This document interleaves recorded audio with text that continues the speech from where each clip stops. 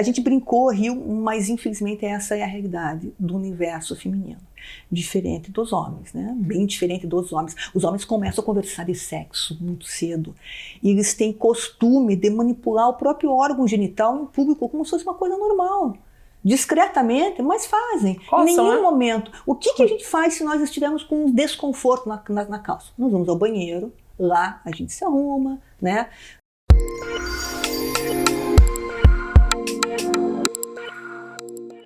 Olá, gente! Bem-vindos ao nosso novo episódio. Hoje estamos com a doutora Cláudia Miller, fisioterapeuta pélvica. Calma aí que eu preciso ler todas as especializações dela.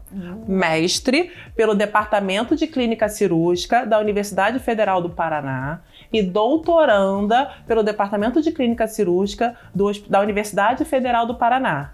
E ela é uma das desenvolvedoras do Programa de Ensino de Anatomia e Avaliação Funcional do Assoalho Pélvico Feminino através da realidade virtual. Ela é maravilhosa, ela é de Curitiba e veio hoje aqui através da Jornada Carioca e aceitou gravar comigo, porque ela é perfeita. Obrigada, amiga, por você ter vindo. Nossa, Rebeca, eu estou muito feliz pelo convite, acompanho teu podcast lá de Curitiba. E então eu estou muito orgulhosa de poder estar aqui nesse momento que eu esperei tanto, né? Puxa vida, a gente combinou tanto e no final deu certo. Deu certo, graças a Deus. E Claudinha, vamos falar um pouquinho sobre autoconhecimento feminino, como as disfunções do assoalho pélvico surgem por essa falta. Você usou um termo muito legal quando a gente estava conversando. O autoconhecimento feminino, né? Por que feminino? Porque o homem se conhece muito mais que a gente, né? O homem se mostra mais, o homem conversa mais, principalmente sobre sexo. Então, o autoconhecimento feminino e a sexualidade estão muito impactados, né?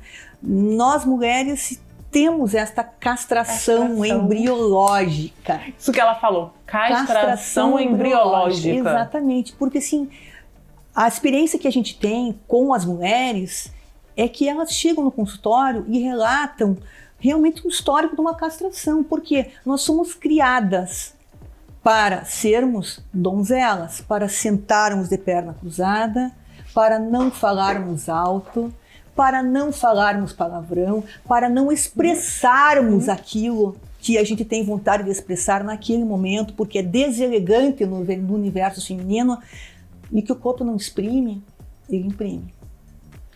Gostei também. O que ele não exprime, ele imprime. Que são as doenças psicossomáticas, né? Eu não diria que são doenças psicossomáticas, né? Eu fico muito chateada quando eu escuto, né, que velho chavão toma um vinho que passa, né? Mas essa mulher, pela falta do autoconhecimento, Rebeca, ela tem uma dor, ela tem uma sintomatologia dentro da pelve que ela não sabe sequer o que tem dentro. As pessoas pensam que a pelve é uma caixa de vísceras. É uma caixa onde ali dentro tem a bexiga, tem o útero, tem os ovários, em cima tem o intestino, e muitas vezes nem nesta forma elas sabem, né? Então elas têm uma dor, elas têm uma sintomatologia. Para quem para quem elas pedem socorro, né? Mas antes da gente entrar nessa seara, vamos falar do autoconhecimento do corpo, da nossa anatomia. O que você acha que ensine para quem está assistindo a gente, o que a gente precisa aprender, o que nós deveríamos reconhecer no nosso corpo, quais são as liberdades que nós deveríamos ter de rotina? Bem, aqui chamamos de se toque. Se toque, realmente, né? A mulher, ela tem que se tocar, a mulher tem que se conhecer primeiro, tocando-se e visualizando a sua genitália. Ela não sabe o que é vulva. A mulher tem um conhecimento errôneo da própria anatomia, porque o que se fala em vagina? Sim. Pronto, vagina, né? Então, num conceito geral, a vagina é a anatomia da mulher. Mas, na verdade, a mulher tem que, sim, com o espelhinho, ela tem que entender que a vulva é toda aquela região onde tem o monte pubiano, onde tem a uretra, onde tem a vagina, onde tem o períneo, que é o espaço entre a vagina e o ânus, onde tem o ânus. Então ela tem que se tocar, ela tem que visualizar. Eu acho muito bacana quando os ginecologistas fazem as suas primeiras consultas com um espelho, para que a mulher, com muita vergonha, a maioria das mulheres conversando com colegas ginecologistas, né? Então elas têm muita vergonha de olhar a própria anatomia.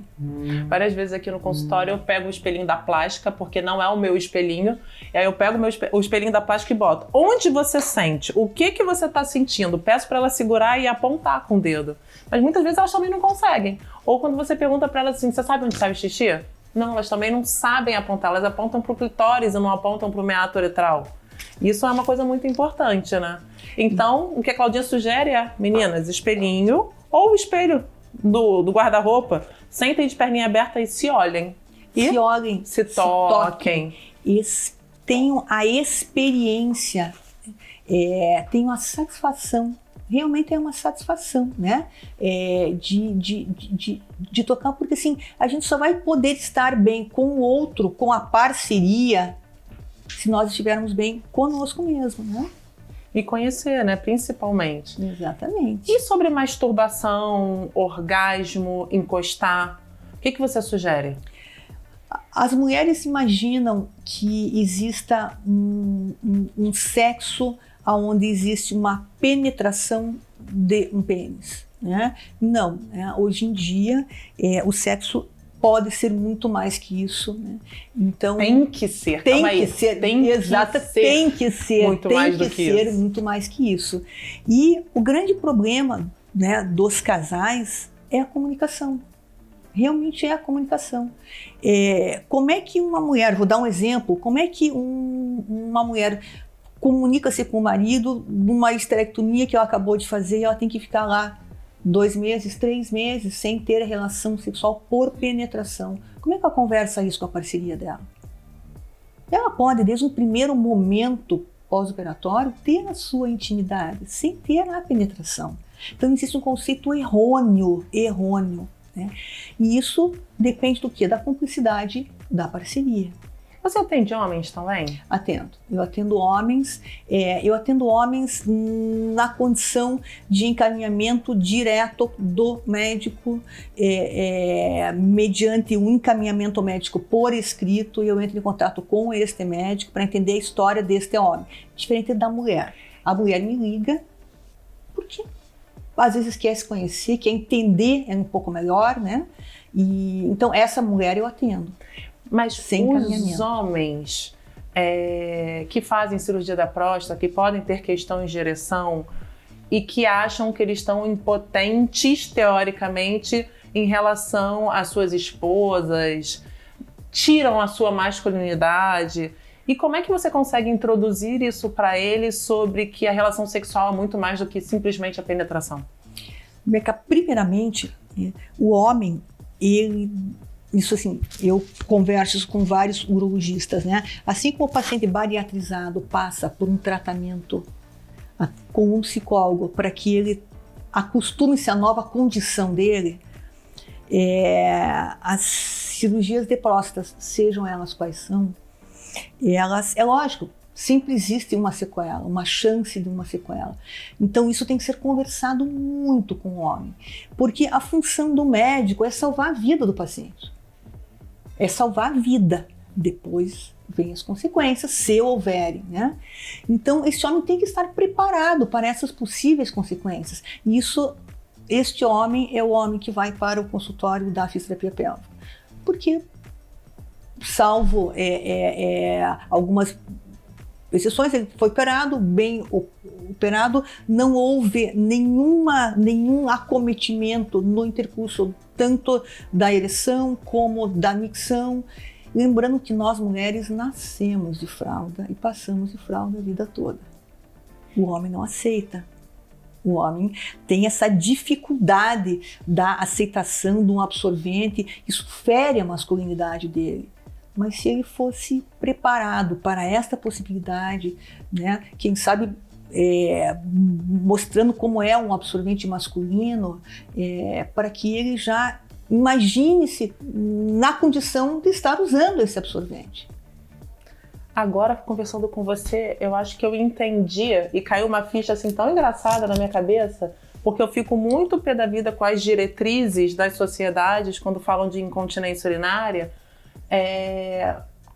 orientações sobre métodos conservadores para incontinência urinária, que eles falam dos absorventes, das fraldas. Eu fico pé da vida pensando que, cara, tudo bem que você vai falar, mas nós mulheres já estamos acostumadas a isso e as pessoas acham que isso é o normal. Que você vai usar quando você é pequenininho, na vida do adulto jovem por causa da menstruação, e no final você vai usar porque você vai ficar incontinente, então perder xixi para as mulheres é normal, então dê um absorvente para ela, dê uma fralda para ela. Isso me deixava irritada. E agora você fala de converse. Caiu uma ficha que talvez seja não a conversa com uma pessoa em geral, mas principalmente com os homens, né? Uma coisa que eu nunca tinha parado para pensar. E os homens nunca viram o absorvente masculino. Eles viram os absorventes da esposa, a esposa vendo, a esposa usando, né? Eles podem comprar, mas eles nem sabem que existem absorventes. E acho que eles deveriam ter esse conhecimento e ser apresentados para esses absorventes, mesmo antes da cirurgia. É verdade. Eu acho que o choque torna-se menor, porque mexe com a masculinidade deles estar usando um absorvente. Mesmo que seja por um período temporário, mexe com a masculinidade deles não terem uma ereção satisfatória, mesmo que temporariamente, né? Isso mexe porque eles não foram preparados antes. E eu acho que principalmente que também eles não são orientados na parte da ereção e da sexualidade de que existe algo mais. Muito mais, diga-se de passagem. E que para parceiro é muito mais importante do que simplesmente a ereção com penetração. É muito engraçado. Às vezes no universo feminino, eu pergunto isso, Rebeca, foram muitas vezes, né? Então, Dona Maria, a senhora tem relação ainda? Graças a Deus não. Graças a Deus não. Meu marido foi operando a próstata, mas assim, parece um alívio. Então você imagina como foi o fardo desta mulher durante a vida dela. Por algum motivo, parece que em nenhum momento foi prazerosa, né? Então existe todo um contexto que roda e cai aonde? Na falta de comunicação da parceria. Então, foi bom para você, aquele chavão, né? Mas foi bom para você, está bom para você. Beca, a curva da excitação, nós somos muito diferentes, homens e mulheres, né? Quanto de sangue um homem precisa para ficar excitado? Não sei. 50 ml. Copos cavernosos só cabe... Isso eu não sabia, eu que sou urologista. Um copinho de cafezinho. Quanto de sangue uma mulher precisa? 400. Muito mais fácil a gente ter disfunção erétil, então. Então, a nossa curva de excitabilidade, de excitação é muito diferente. Cabe o casal adaptar-se a este tempo para poder ter uma boa intimidade, seja ela da forma que for. Não estou nem falando de penetração, eu estou dizendo intimidade mesmo, né? Então, esta mulher que falou para mim, graças a Deus eu não tenho mais relação porque meu homem teve uma cirurgia de próstata, você fica pensando como foi a comunicação desse casal. Foi um homem que chegou em casa, almoçou, jantou, a mulher fez o serviço de casa, e foi lá ser receptáculo de esperma. Receptáculo de esperma. Exatamente. Eu não ia falar isso, mas já que você me deu essa liberdade, exatamente. É esse tipo de mulher. Eu fico muito penalizada quando eu escuto isso, porque esta mulher vem no consultório tratar as sequelas desta vida com este homem. Mas também não é o que a gente estava falando, né? Como você falou da castração embriológica. Eu acho que isso vem da nossa educação, lá atrás, da nossa sociedade, do machismo da nossa sociedade. E eu quero contar uma história maravilhosa hoje que aconteceu. Eu tenho uma paciente que tem 71 anos, que veio hoje de retorno, a queixa dela de incontinência urinária.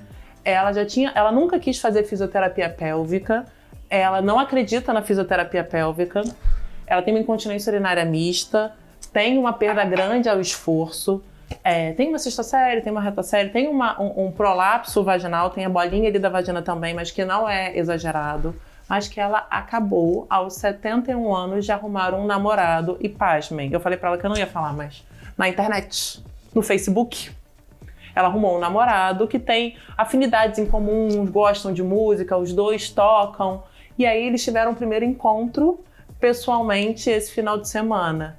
E, com palavras dela, foi uma fudelância. Ela tava em êxtase. Que bonitinha. E assim, ela falando de como foi bom, de que ele sabia usar. E aí, 71 anos, já tinha indicado reposição hormonal tópica, se estava usando, se doeu, se teve ressecamento, como foi. Ela, não, doutora, ele sabe usar. Não sei se é porque o pênis dele é muito grande, então ele sabe que ele tem que estimular bastante antes. Doutora, ele começando beijando o dedo do meu pé. E foi subindo. Que homem maravilhoso. Que homem maravilhoso. Então, assim, ela, graças a Deus, e ela parece ser muito bem resolvida, sabe? Que é difícil para a idade dela. Mas ela querendo resolver incontinência urinária, doutora, pelo amor de Deus, meu pé, arrumei um namorado, eu preciso largar meus absorventes porque eu não quero fazer a xixi, sabe? Agora, Rebeca, você contando essa história, nós duas falamos da mesma forma. Que coisa maravilhosa. Não. Ele fez o que deveria ser feito. Sim, sempre. Ele valorizou aquela mulher e para ela ter hipervalorizado. Imagine como foi o passado dela, talvez com outras parcerias, né? Então, de novo, a gente volta a essa castração. Quando eu comecei falando, eu estava sentada na posição de princesa, como você está agora. Como é gostoso a gente poder sentar mais à vontade, mas nós éramos chamados a atenção. Agora, esta postura, Rebeca, nos faz estar inteira contraídas. Não estou nem falando, né, na isquemia, não estou nem falando numa roupa mais justa, não estou nem falando da fisiologia e a biomecânica. Eu estou falando só em bem-estar. Porque não existe como uma mulher estar politicamente feminina, como ela foi orientada desde criança, sem estar numa postura artificial, onde ela está completamente tensa. E nós, Rebeca, nós somos envelopados por um tecido chamado fáscia. A fáscia envolve todos os sistemas. Ela só não está em sangue e linfa, o resto ela está em tudo. Né? Então, você estando nesta posição, é como se eu estivesse dentro do macacão 38 vestindo 42. Sacou? É exatamente esta a analogia que nós ficamos durante muito tempo em entrevistas ou em momentos que, em situações normais, nós já estaríamos tensos. E ainda estamos numa posição de constrição constante destes músculos. E agora fala sobre a isquemia também, que isso é muito importante. Então, aí eu acho que a gente pode já ir mais, nós podemos ir mais longe, porque isso o homem também, qualquer pessoa por ficar muito tempo sentado, ciclista, por exemplo, né? Por ficar muito tempo sentado, né? Existe uma própria isquemia, por isso que é recomendado, quem fica muito tempo sentado, a gente, por exemplo, pelo menos dar uma volta na mesa de hora em hora. Interessante. Exatamente, porque existe todo um processo isquêmico, gravidade, nós estamos sentando, sabe? Então, nós estamos normalmente com uma roupa um pouco mais desconfortável, vamos dizer, né? Então, desconfortável no sentido de que nós estamos com, vamos dizer, uma roupa que valorize o nosso corpo. Então ela tem que ser mais justa, ela fica mais elegante, né? Só que existe todo um processo isquêmico e eu falo, uma constrição constante desses músculos. Este é o nosso universo feminino, entendeu? É aí que eu falo da nossa castração. Eu, por exemplo, sei que eu tenho uma câmera na minha frente, eu queria estar sentada igual índio aqui, que é como eu gosto de ficar sentada. Eu também. Sabe? E eu acredito que você também, sim, né? Adoro. Mas não, nós fomos criadas de forma de sermos elegantes, mas essa elegância tem um preço. Pra mim é difícil ser elegante, muito, tá? É igual sapato. Eu fui criada pra ser selvagem. Ou é bonito ou é confortável, né? Eu também gostaria de ser índia para poder andar descalço. Eu pago caro nesse aqui porque eu acho ele bonitinho e confortável. Claro que é um salto largo, pequeno, não é aquele bico fino, agulha, mas é o auge da Rebeca. É aquela velha oração diária que a gente tem que fazer. Deus, ou me dê dinheiro ou tira o meu bom gosto. Pô, né? Deus, ou eu sou bonitinho ou fico confortável. Mais ou menos assim, né? Mas a gente brincou, riu, mas infelizmente essa é a realidade do universo feminino. Diferente dos homens, né? Bem diferente dos homens. Os homens começam a conversar de sexo muito cedo. E eles têm costume de manipular o próprio órgão genital em público como se fosse uma coisa normal. Discretamente, mas fazem. Em nenhum momento. O que a gente faz se nós estivermos com um desconforto na calça? Nós vamos ao banheiro. Lá a gente se arruma, né? Arruma a calcinha que fica desconfortável. E né? entra no homem bumbum. ele não tem o menor pudor em fazer qualquer movimento ou se ajeitar mediante qualquer desconforto que ele tenha na frente da onde for. Porque ele foi criado assim. Ele foi criado com esta liberdade. Triste, tenso, né? tenso. É tenso. E qual é a dica que agora eu vou querer explorar a parte, no próximo bloco a gente vai falar sobre as dores crônicas, que você deixa para as mulheres relacionadas sobre autoconhecimento e sexualidade? Primeiro, nós mulheres temos que começar sentando para fazer xixi. Uma coisa boba, uma coisa besta, né? Mas a nossa fisiologia, diferente dos homens, né? Ela não nos favorece na posição em pé. E assim, o nosso pacote para fazer xixi, Rebeca, é muito pesado fora de casa.